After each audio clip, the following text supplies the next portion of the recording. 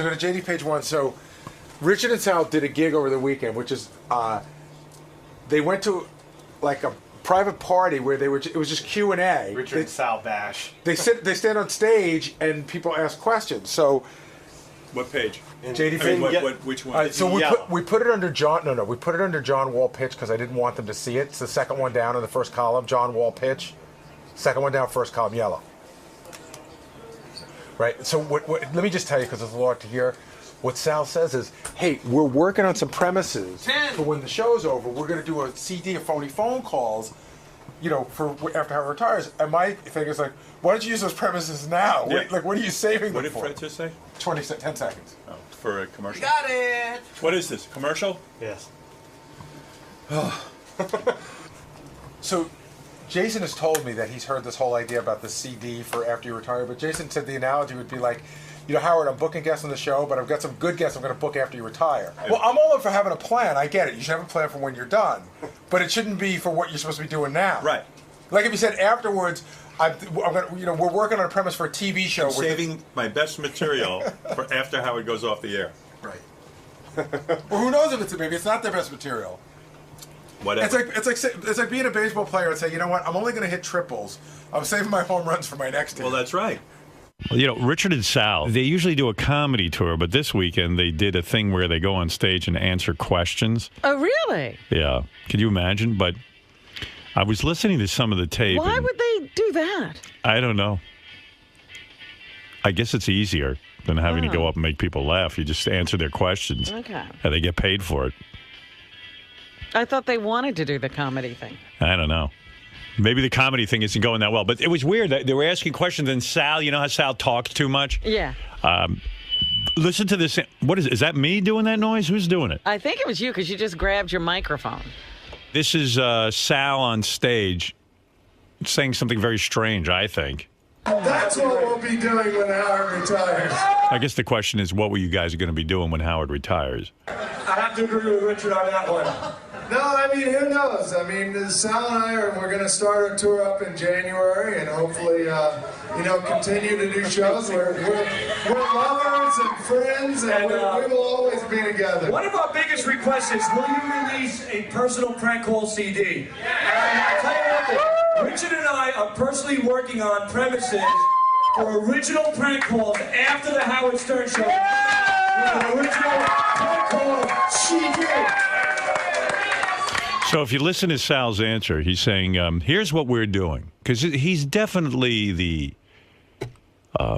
he could have been on the Honeymooners. He's so retarded. He's on stage, Sal, and somehow he volunteers the information that what Richard and Sal do in their off time is they're preparing a bunch of phony phone calls for the day that I go off the air, a bunch of premises. Yeah. That they feel will be fantastic. And they will execute after the show is over. Yeah. Now, here I am. I'm the asshole who's paying them.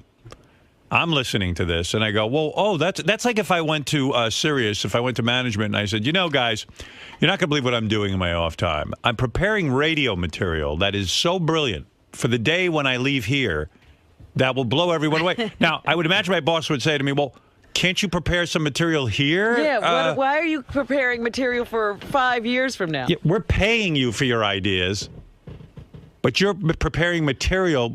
Well, we pay them to make phony phone calls.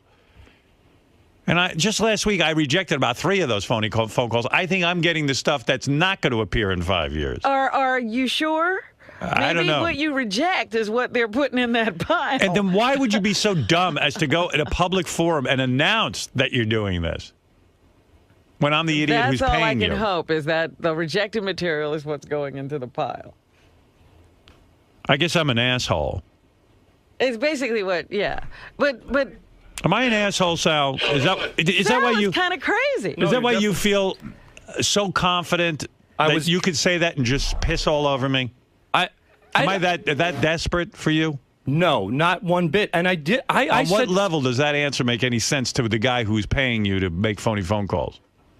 Well, I don't get it. It was after. Of course you don't get it. I don't. It was like after you retire, after everything's all said and done. I said maybe we would do a No, CD. that's not what you said. You can't I backtrack. don't remember what I said because of course not. I had a lot of alcohol in me. I also that's the excuse. No, what you're doing, you and Richard are preparing material. You're actually writing down ideas that you are saving for the event that I retire in 5 years. That's not true. Well, then But you that's lied. what you said. So you've been misquoted. Well, if I said that, it wasn't entirely true at all. What we would do is after you retire, we would prepare. No. Well, that's You not true because said- every idea we write, we execute for this show. So why would you say that? I have Richard and I are compiling a list of bits that we are going to do for the day that Howard retires, and I'm paying you to write material. That's ridiculous because we write That's bits. ridiculous. You're arguing with yourself. I know because you said it. I didn't. I know. And you're saying it like I'm saying it. Listen, I'm not using this as an excuse, but what I try to say is that we will compile Listen to a me. list because let's say what everything you're that saying is true. Okay. What kind of moron gets up and announces it?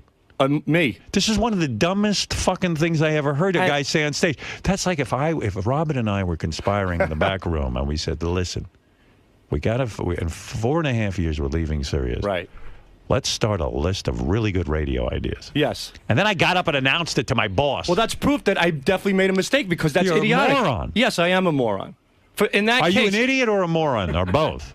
I would probably in this I mean, case. have you ever heard anything like that? In this case, I would say both. But so you're saying that the clip I just played is you being misquoted? Not misquoted. I misquoted myself. You misquoted yourself. I misquoted myself. Well, Richard didn't object, though. So well, you have to understand that. Richard, give me the truth. I have always held you as an honest guy. I don't want to hear any bullshit. You're a sucker. Thanks, Fred. Richard, Howard's a sucker. How many ideas do you have on the list for when I retire? We have ideas for here. Yesterday, we came up with a lawnmower prank call idea that we're working on right now. Every idea that we have, we're using here. Why would Sal say that then and you stand on the stage with him? I think he You should have taken a bat and hit him in the head and said, Sal, why are you telling my boss that I'm sitting there writing material for the day that he leaves? Richard, tell Howard what you told me when you just walked into my office. Well, this is it's news to me that all these premises are for after you retire because we're using them now. Right. Well, that was the point I was trying to make. That was the point you were trying to make. Well, the present premises are for now, but the premises after you retire are for later. What? So there are premises. Premises will be written after you retire. That's what I would try to say, that once you retire, we're going to compile a list of premises and put together possibly. That's not what you said. I know. Well, that's where I fucked up. But because every day we sit down. He's dopey, isn't he? You were letting the audience in on something, Sal. Yes, of course I was. That I'm an asshole. When you're alone with Sal, does he ever try to be intelligent? Does he? Do you ever sit there and go, "Wow, Sal's really deep"? But you know he's a moron, right? Well, I'm a moron too, so that's why we get along great. You're not a moron. You have a very high IQ. I had you tested. You're proposing as a moron. You're hanging around with a guy who's at least 20 points below you IQ-wise. I mean, 15. my God. Oh, sorry. Well, we never get too deep when we're together, Right, you know. right. I have deep conversations with my fiance. Right, but with other people. With Sal, I have fun. That's why I love the guy. In other words, he's the court jester. He's an idiot. He's not an idiot. I wouldn't go there. I mean, I listen to these tapes and what he says. I mean, it's wild. But it's funny when he misspeaks. I love it. You love it. Okay. Well, he threw you under the bus. He says you're busy conspiring you're with him. part of it. I didn't mean it that way, and you know it, Howard. That would be idiotic. What do you mean? I know it. I don't know that. Because what shithead in their right mind would be putting stuff together for 4.5 fucking... No, that's ridiculous. Everything that I do, I dedicate to the show. We write every day. And what an announcement. Hey, guys, what are you going to do in 5 years when Howard leaves? We're compiling a list just now of... secret list of ideas that we're going to put out when the Howard Stern show goes off. Nobody buys CDs anymore anyway, so why would we spend that time on it? You know how rich people get from releasing comedy CDs. Exactly. Yeah. Sal's big plan is fantastic. Way to go. So a lunatic. I'm so stupid. You are. You're dopey. I mean, I listen, and we listen to this stuff. Of course. We have two lists, ladies and gentlemen. The good shit, that'll be in 5 years, and the shit we give Howard. It's not so good. But for example, why would I save the idea of calling Motormouth with Richard? Tell me. No, of You're course the not. one who said it, not we me. don't know I know. what's in the list Well- you're giving to your 5-year plan. No, the point that I'm trying to make, it's obvious I did screw up because everything I do is dedicated to the show now, and a list would be... That's what you're saying. I know. You get up on stage when someone asks you a question, you've got to be honest. You go, I don't was. have a plan for 5 years. I need now. a plan. In 5 years, I'll probably be bartending. I need to do I'll something. tell you, and as the boss around here, I get paranoid because I've heard a couple of these prank calls recently, and I say, well, that's what they're doing to me, these guys. They're giving you the crap. That's crazy. Can I bring? Put that in the good pile and save it for 5 Nah, years. That's too Can I- good. can we I need defend- that for 5 years from now. No defense. For what? What do you want to defend? Our prank calls last No, week. there were two that were just awful. The Will the Farter one. I thought that was That was awesome. great. Brutal one was that? Master. Wow. Wow. Yeah. All right, Terrible. we'll put that on the CD. Put in that 5 you years. that you can put on. Wow, oh wow, the Brutal Master, yeah. Huh? Yeah. All What was righty. the other one? I didn't like. Gary the Retard. Gary the Retard. Customer service. You know what? That one reminded me of like you take a fly and you just pull its wings off. Well, if it know makes what I you mean? feel better, after we pranked Gary, I got his radio subscription renewed. I took All right, care of well, it that's for very him. nice of So you. he can hear you making We put the wings back on the fly, Right, Howard. so he wouldn't miss a minute of your humiliation. Well, I'm sorry about that, Howard. I All really right. am. Well, it sounds like a great Q&A went on. Where was that? In Hollywood. In Hollywood. Well, Yeah. good for you boys. Well, they got a bunch of information that we didn't have. Yeah, we got new information. Thank God the fans pulled it out of you. Here, I'll play one of your better ones. Here, I'll play your. You want me to play your? Here, let's have a Motormouth? choice. Okay. You got Motor Mouths I got in front of me, and I have. Hold on. Jack and Rod Video Game Day. That's a great one, too. Motor Mouth's fresh. Motor Mouse I like a lot. Yeah. We put Jack and Rod in. How about into- Sour Shoes Pranks the Pizza Place? Excellent one. Which you want? What should I play? I'm going to play one of them I right now. vote Motor Motor Mouse. Motor Mouths. Yeah. Robin Motor Mouths it is. All right. Here they are in all their glory. Thank you, Howard. This is Motormouth Radio. Hi, you're on with the Motormouths. Hey guys, how are you today? Who's this? Hey, this is Rusty. Hey, Rusty. Hi, Rusty. What's up? How are you? Hey, I wanted to tell you guys, I know you guys are really into classic cars and stuff. I just wanted to kind of give you a great memory I had of my dad's old 69 Camaro that we recently sold. It was, it was a rare Camaro with custom-built double fudge packers and imported Asian Bukkake chassis, and it also had a Mike Morales custom jizz-soaked dashboard. Well, that was a first for us. Yeah, that's what you kind of know. Yeah, somebody knows how to get us. All right, let's grab the phone. Say hi, you're on with the Motormouths. Hey guys, how you doing? Who's this? This is Jerry from Syosset. Hey, Jerry, what's going on?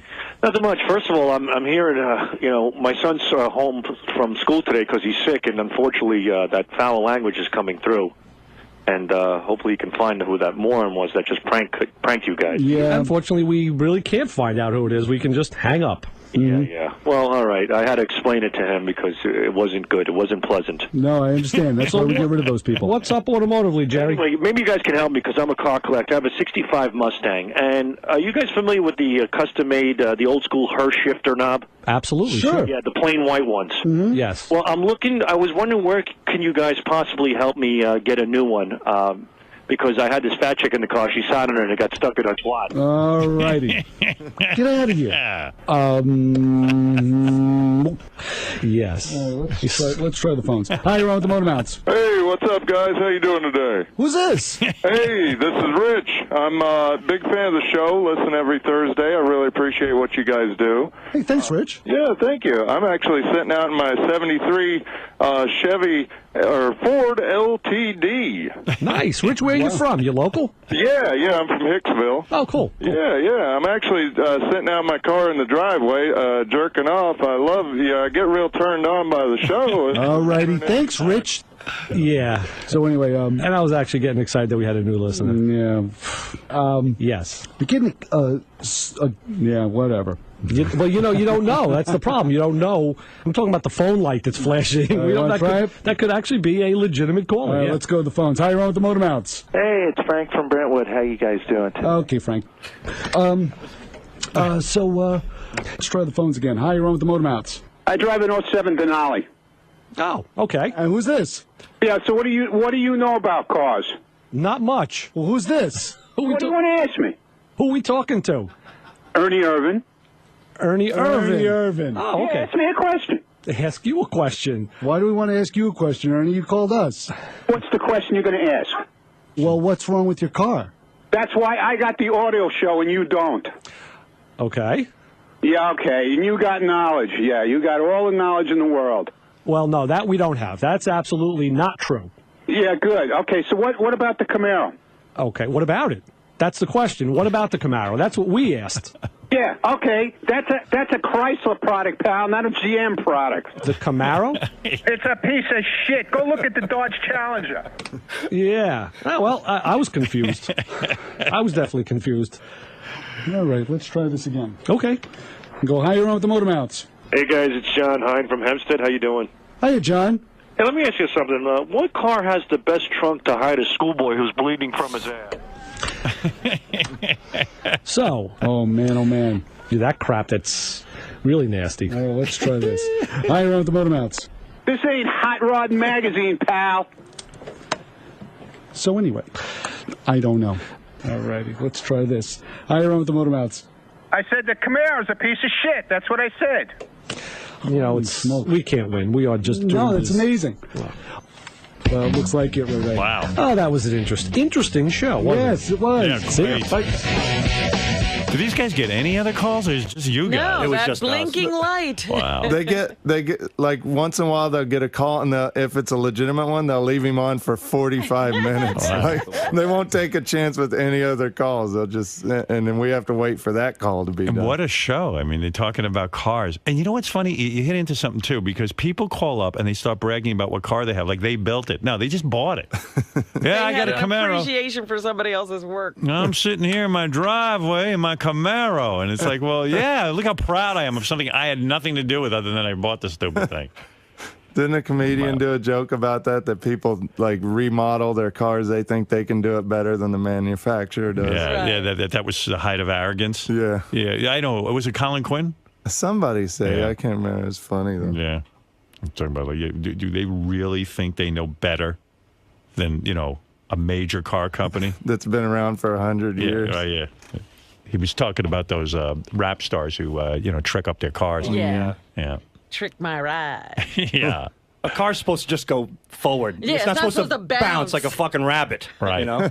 And Buy a what is horse the- if you want to jump up and down or What something. is the thrill of that? I don't even get that. I don't know. I don't know either. All right, boys. All right. We're back to the drawing board. Yes. We got some good premises coming up. Good. Let them flow, man. we will, Don't save them. Don't save them, man. We're not. We won't. All right, later. Howard's a sucker. Howard, you're a sucker. Thank you, Richard. I know.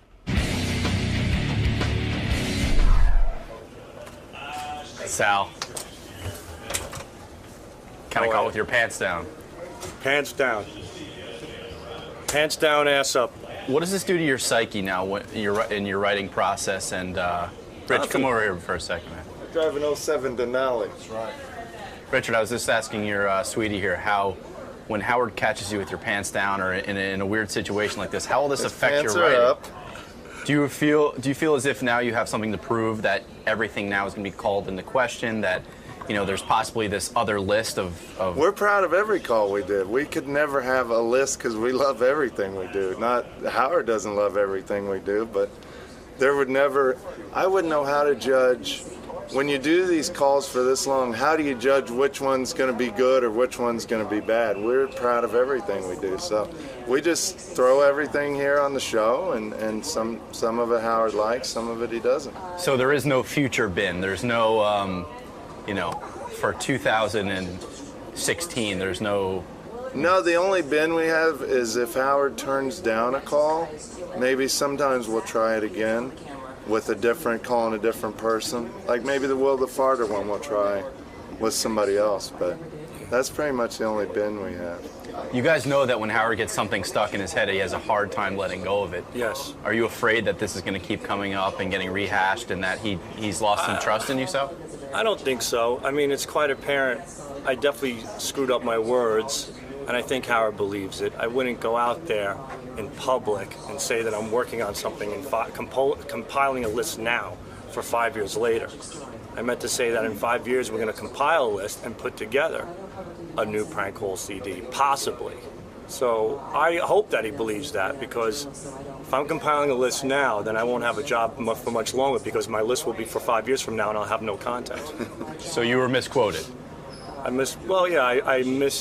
guess so. Did I misquote myself? How would you say that? I wasn't misquoted. I mean, it came out of my mouth, but I didn't put it together properly. Another Sal Governelli fuck up. He didn't speak properly on how to present it properly. Exactly. I didn't put my words in the right order and explain myself. Gary. Yes. When you heard that clip from Richard and Sal's show out west, did you know it was gold right away? Did you know Howard was going to have a huge problem with it?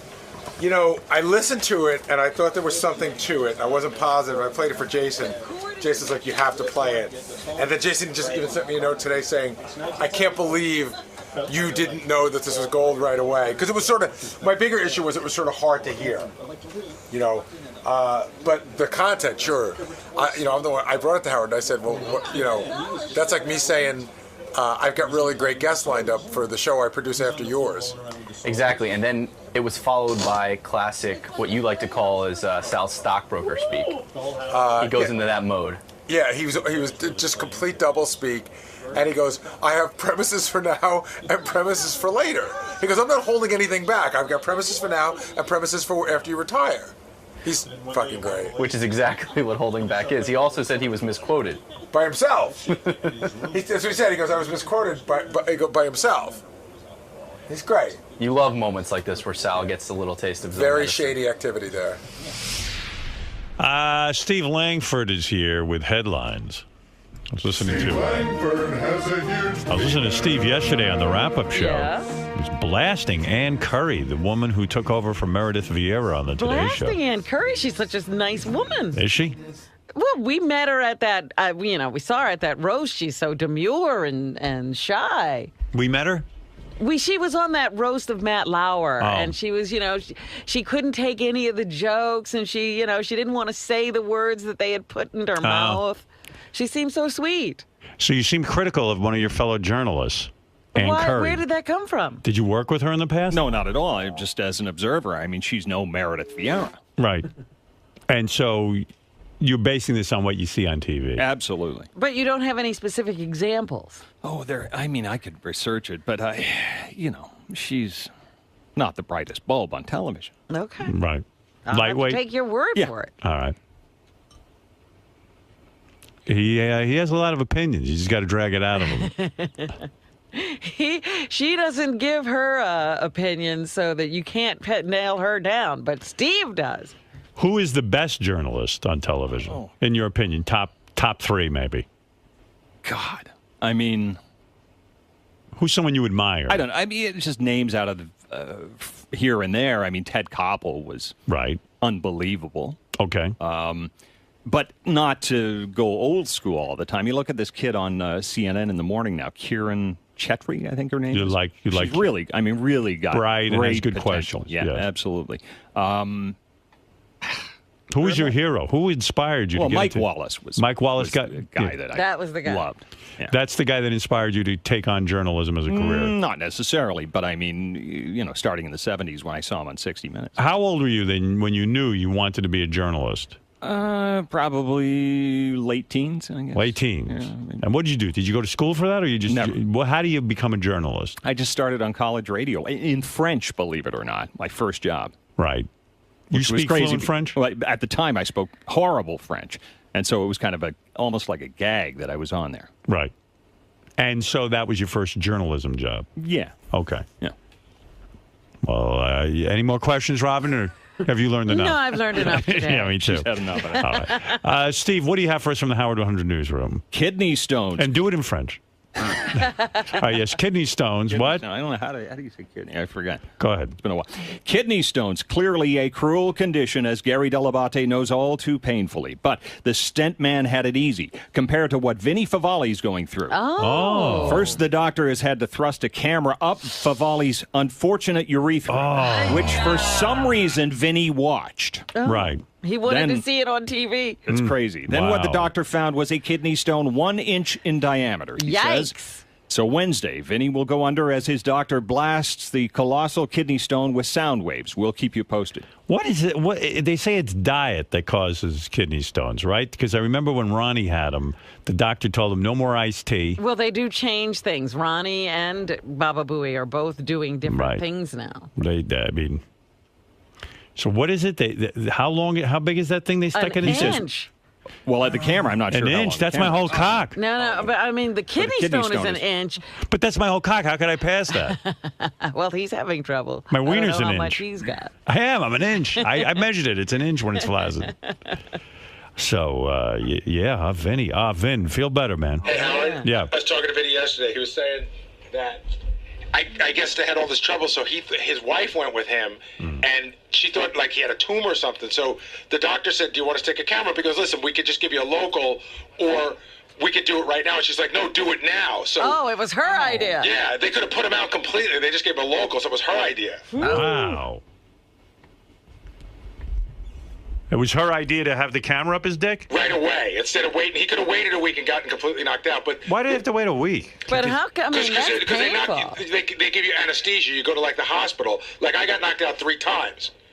Anyone ever see Vinny's cock? No, but I think he's uncircumcised. Oh, he is, huh? Yeah, because he's Italian. You know, like his father's from Italy. Right. Oh.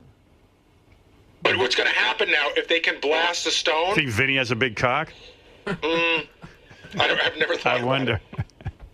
I haven't either until this moment. I want to go on record saying I never thought about Vinny's cock until about this second. If they blast the stone, which is what they're going to try to do next, it's going to be in little pieces, and it's going to come out, and it's going to hurt like hell. According to WebMD, kidney stones are genetic. But I know when Ronnie stopped drinking iced tea, he stopped having kidney stones. Why would they tell you to change things well, if it's genetic? Because maybe you have a propensity for this, and if you don't watch your diet, you get it. Okay. You asked me a question, then you answered it. Well, I'm seeing what you're saying. Oh. It's not fair. I was going to answer. That was my answer, by the way. All right. Thank you, though. Ann Curry's on the phone. She wants to yell at Steve. Yes, Ann. Hi, Steve. How are you? Sour? When are you going to pull an Anthony Weiner? Steve Langford's long. Sour? Look, I just want you to know I've contacted the authorities, and we're taping you right now. It's against the law. It's against the law. Sour? I want him to go to jail. I want you to go to jail. You motherfucker. Hello? Sour, now is this your father? I don't know if you are, in fact, Sour Shoe's father. If this really is Frank. The beautiful thing is that Sour Shoe's real parents gave me essentially the same answer as this phony. They did? Really? Yeah. I mean, you're basically saying your 39-year-old son who lives at home is going to jail for prank phone calls. They're like, please, take him away. If you can, Mr. Langford, if you could just get him out of the house, we would really appreciate it. Jail would be very welcome. We have been unsuccessful. We wish you a great deal of luck. You mean you actually got to speak to Sour Shoe's real parents? Jim McClure and I went up to their place north of New York, and I interviewed the parents, and they were essentially saying, "Oh, come on, listen."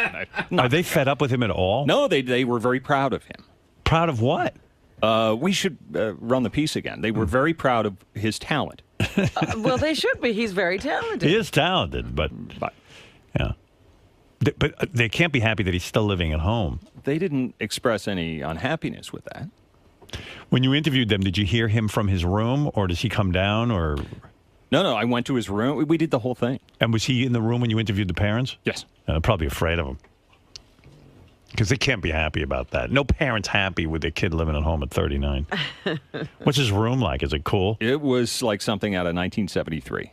What do you mean? Just a single twin bed. With, he hasn't some even old graduated sheets to an adult bed. And an old phone. The phone you've never disgusting. Just a long cord coming from the kitchen, and he's on there and rolling around in the bed. The cord is in the kitchen. The phone is dragged in from the kitchen. It's 1973. Are there like baseball player posters or like what's his thing? Toys. Everywhere, like little. We walked in the living room or whatever it was. There were toy soldiers all over the floor. Oh, no kidding! And he was just having a great time. Oh, my And was he goodness. playing with the soldiers? Oh, yeah. He's on the floor rolling around with the soldiers? Everything. I mean, It's like a playhouse for sour shoes? Totally. The whole house is set up for sour shoes. Yeah. Wow. So the parents really play into his they're very, weirdness. very proud. Well, you know, there was a time when you looked at your children and say, I never want you to leave. Yeah. And then one day you want them to leave. When they start playing with toy soldiers on the ground. No shit. Like, and in his room, are there like musical posters? And I don't remember what was on the wall, but it was depressing. Good Lord. Yeah. Depressing. Yeah, I mean, come on. He's got the little bed with like old sheets and a blanket. And Does it look like he's getting ready for camp? and toys. And it's like he's going nowhere. Toy soldiers is pretty immature. I could see like maybe a video game, but toy soldiers. The little plastic green guys? Yeah, a bunch of them on the floor. Wow. And like you're talking to his parents and he's on the floor like moving them around and going... Like is he acting out war? Like was he... I don't think he was doing that. But Yeah. He was involved in all sorts of stuff. Right. Wow. Thanks, Steve. Vinny, sorry to hear about the kidney stones. Oh, it's been brutal, man. And, I shouldn't have waited this long because now, because I'm doing it the way I'm doing it, they're going to blast it. But that doesn't mean it comes out. Then it just makes it able to pass through the urine. So for like a week or God knows how long, I'll be passing stones. Ooh. That's just saying it's not a Q&A. It's just a meet and greet for Richard and Sal. Oh, okay.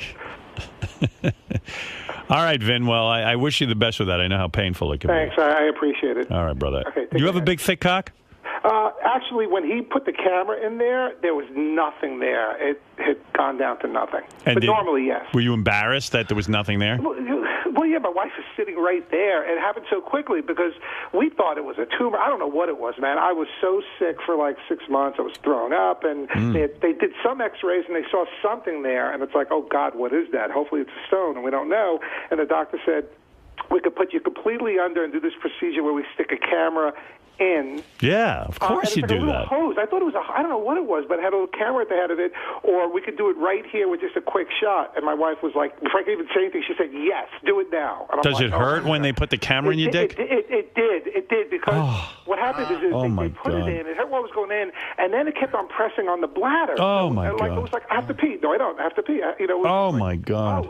And I'd get to watch the whole thing. Oh, my God. Why wouldn't you be unconscious for that? Yeah, Vinny, were you embarrassed to say, no, I don't want it right now because your wife No, said you yes? understand. It happened so quickly. My wife was like, no, I want it now. She was tearing up. She was crying. She thought I Your was wife dying. said yes because she doesn't have a penis. She's got a vagina. Chicks are always getting shit shoved up their vaginas at the doctor. Guys aren't used to getting shit in their dick.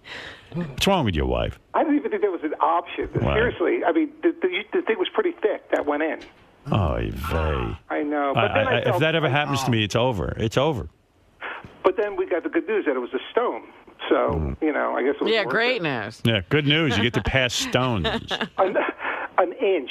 Like what happens now is it can't pass, so it just sits leaves a certain way. So I have good days and bad days. Like you don't know when it's going to show up. Do you go to work or you just staying No, home? I go to work, but what happens is a couple of times I've had to like throw up. It makes you nauseous. I throw up in my briefcase, like on the bus. Really? Where did you throw up when you were at Letterman's studio? I would a couple of times in the control room. I'd rush out, and they just thought I was going to the bathroom, but I was going to throw up. A couple of times. I mean, I should tell people, Vinny is the executive vice president, late night East Coast. Of the Letterman show. I mean, well, yeah. basically, that's what late night is. Late night. There was only one late night show on, I would try on the to East Coast. suppress it and wait for a commercial break, and sometimes I couldn't, and it's a really small control room, so I'd rush out, tripping over people, go into the bathroom. So Letterman's taping the show. Let me get this straight. Letterman's taping the show. Right. You're in the control room. That's where you stand. I sit in the back. I sit in the back deck. There's like 6 chairs with monitors in front of them, and there's very little walking space behind each Right, chair. and if something goes down where you're uncomfortable, you have to get on the phone to your boss and say, look, there's something going down at the Letterman show. Yeah, and then I'll go to another place and make a longer call from there. But that's where I'm in communication with my office or standards and practices. So you're whatever. standing there minding your own business. All of a sudden you get nauseous and you run out and you vomit it into your briefcase? Well, no, in that case, there's a bathroom right there, so that was fine. But there are times where I have to time my trip home. It's like, it's almost... Where were you when you vomited into your briefcase? He That's was what on I'm the bus. I was on the bus. Somebody sitting next to you? Yeah. What kind of what kind of briefcase do you have? Yeah, that's a vomit bag. A Calvin Klein soft leather. Oh, Calvin Klein soft leather. That must have run you a couple $100. Yeah, I know. That was a favorite one. But then what happened was... What'd you do? Do you throw it out? Yeah. And then what happened was my wife would start packing like a baggie with me. I said I need a bigger one, So I would shove it in the bag. So this way, in case something happens, I would do it into the bag. But, so when you were on the bus and you vomited into your leather briefcase, I do it very discreetly. But with the person sitting next to you, do they get up and move away? No, they really couldn't tell. What you do is, you do that body language where you're kind of huddled over, against the window like rats. Yeah, when you see somebody huddling over, you don't think it. The other day, thank God, I was feeling nauseous, and a good friend of mine was on the bus, so he was sitting next to me, and I said, "Look, I got to tell you this. I got this going on. I might cuddle up to you. You get doubled over in pain." Are you at least losing weight from it? Oh my God, yeah. I've lost about 50 pounds. How much? About 50 pounds I've lost in the last year or so. Good I for don't know you. if it's from that. It's just, That's eating wonderful. better. But there are things that aggravate it, and I'm not quite sure what it is. So what happens is, like if I have it, I think it might be liquor, but I'm not sure, certain types of food. So I have to be careful. And you get the feeling, you know what's coming up. So it doesn't like I have to throw up now. You can almost time it. It's about like 15 minutes away. Wow. And you just figure to be in the right place. So glad I don't have to deal with that. All right, Vinny, sorry you're going through that. Hey, I appreciate the thoughts, guys. I'll see you tomorrow. So, thanks. Yeah, good luck. Vinny Favali, who vomited on the bus into his briefcase. It continues to. I mean, the thing is still there, so he's still getting his bouts of nausea. Gary, while talking to Vinny this morning, he revealed not only one, but revisited another painful aspect of his life. Not only his kidney stones, but his love tape that he made for his now wife, Debbie. You've experienced both. Yes. Which do you feel more empathy for? The kidney stone. First of all, my love tape was 11 minutes. Vinny's was 9 hours. I'd gone out with my girlfriend for 4 years. He hadn't even met his wife yet. Although he did marry her, so that probably trumps me. They're both pretty fucking sad. What does a kidney stone truly feel like for those who haven't experienced it? Well, you gotta understand something. When I had mine, it was what they called a silent blockage. So I never felt any pain. But the pain I felt was when they put the stent in and all that other stuff. So I got knocked out once, they tried to blast it, nothing happened. I got knocked out a second time, they tried to blast it, nothing happened. I got knocked out a third time, and they went in and rooted around and put a stent in. When I woke up from that, that's the first time I felt any discomfort. And then I had the stent in for like 4 or 5 days. It was supposed to be in for 10 days. I begged them to take it out. It was so fucking painful. So I went there, and they took it out. That in and of itself was weird because I had to go in the little hole in your dick and pull a string out that had the stent. It was all disgustingly gross. But the worst part of the whole thing was, after they took the stent out, is when I passed a stone. Not a big one. And it went by pretty quick, but it was at night for about 2 hours. I was in horrible, horrible pain. Really bad pain. And then I peed and it must have come out, and then I went to sleep and I was fine.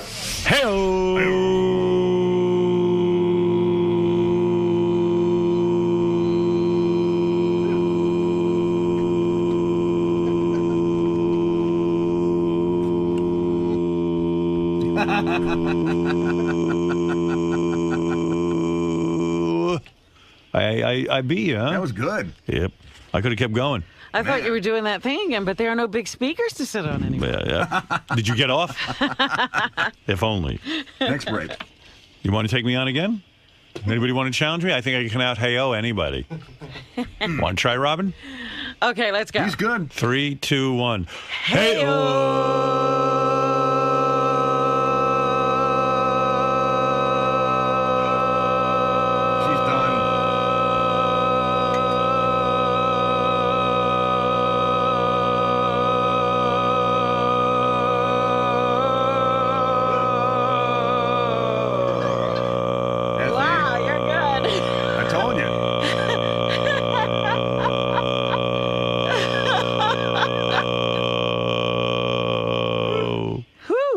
Nice. You're awesome. Good. I found something I'm good at finally. You're the master. I thought you died on that one, Robin. No one can out-hey-oh me, I don't think. No. I've got a talent. What a dumb talent. JD can do it. Are you tired? You want to go at it with me, JD? I don't know. Oh, forget